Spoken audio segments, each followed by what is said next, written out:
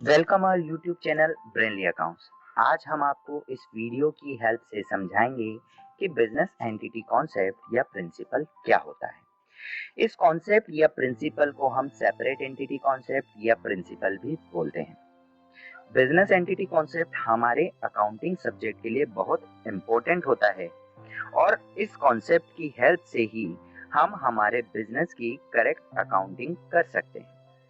इस कॉन्सेप्ट को अच्छे से समझने के लिए इस वीडियो को एंड तक पूरा जरूर देखें और अगर आप हमारे चैनल पर नए हैं तो हमारे चैनल को सब्सक्राइब करें और बेल आइकन जरूर प्रेस करें।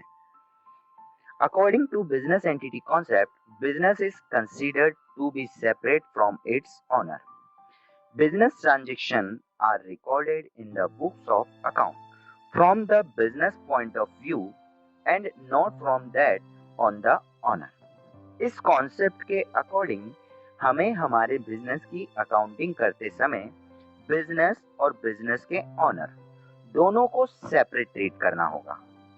बिजनेस एंटिटी कॉन्सेप्ट हमें बताता है कि हम जब भी अकाउंटिंग करते हैं तो हमें केवल बिजनेस के फाइनेंशियल ट्रांजैक्शन को ही बुक्स ऑफ अकाउंट में रिकॉर्ड करना है और अगर बिजनेस का ऑनर कुछ भी एक्टिविटी करता है तो ऑनर के ट्रांजैक्शन को हम बिजनेस की बुक्स ऑफ अकाउंट में रिकॉर्ड नहीं करेंगे, क्योंकि बिजनेस कॉन्सेप्ट के अकॉर्डिंग बिजनेस और बिजनेस का ऑनर दोनों अलग अलग होते हैं। हमें अकाउंटिंग सिर्फ बिजनेस की करनी है, ऑनर की नहीं।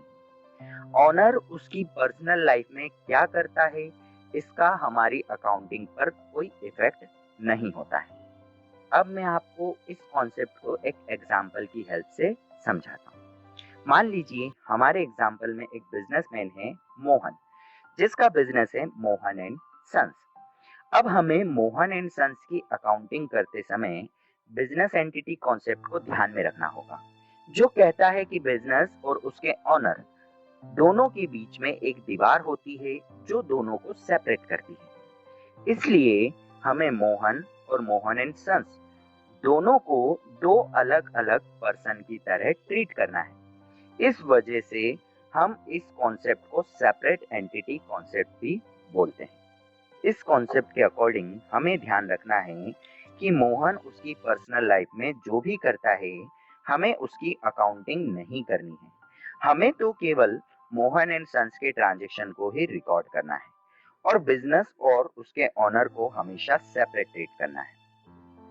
अब यहाँ बिजनेस के ऑनर मोहन को सेपरेट करने का रीजन है कि मोहन की लाइफ की तो लिमिट है। अगर आज मोहन बिजनेस का ऑनर है तो कल उसकी डेथ के बाद उसका बेटा, फिर उसके बाद उसका बेटा। यहाँ बिजनेस के ऑनर तो चेंज होते रहेंगे, लेकिन हमारा business Mohan and sons continue चलता ही रहेगा जब तक बिजनेस का ऑनर उसे बंद नहीं कर देता।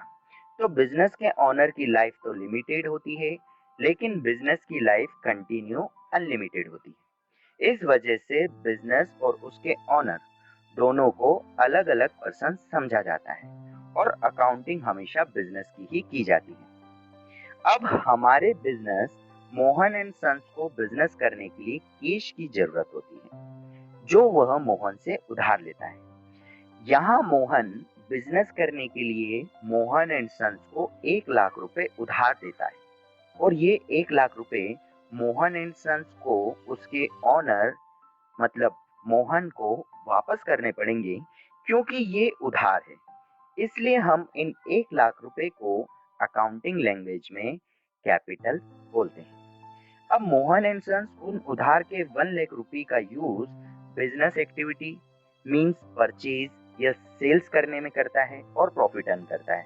अब यहाँ ये प्रॉफिट भी बिजनेस के मालिक का ही होता है, जिसे अगर ओनर चाहे तो बिजनेस में लगा सकता है या फिर विड्रॉ भी कर सकता है। तो capital is the amount invested in an enterprise, it may be money और एसेट्स। तो इस वीडियो में आपने समझा कि बिजनेस का ऑनर और बिजनेसमैन दोनों को हमेशा सेपरेट ट्रीट करना है। ऑनर बिजनेस में जो कैश या एसेट्स इन्वेस्ट करता है उसे हम कैपिटल कहते हैं और वो हमारे बिजनेस के लिए लायबिलिटी होती है। सिमिलरली प्रॉफिट भी बिजनेस के लिए लायबिलिटी ही होता है। अगर आप इस टाइप की और वीडियो देखना चाहते हैं तो हमारे चैनल को सब्सक्राइब कीजिए और साथ साथ अपने दोस्तों के साथ शेयर भी कीजिए। Thank you for watching.